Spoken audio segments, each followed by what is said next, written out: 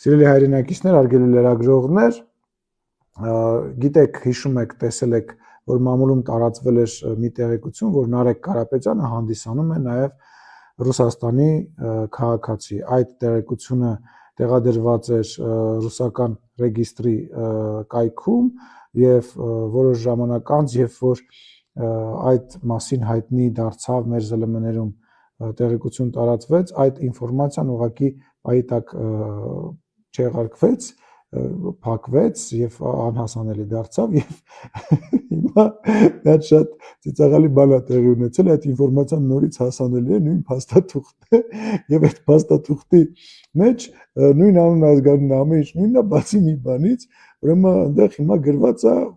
որ Նարեկ Կարապետյանը Հայաստանի Հանրապետության քաղաքացի է, նույն փաստաթուղթն է, ու ամենածիծաղալին 20/05/2026, այսինքն այսօրվա օրով։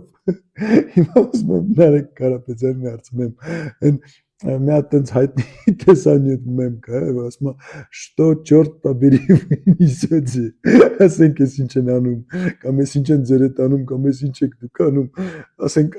անկեղծ իրոք դուք դերևս ամենա ուրախ ընդդիմությունն եք, կոնկրետ դուք,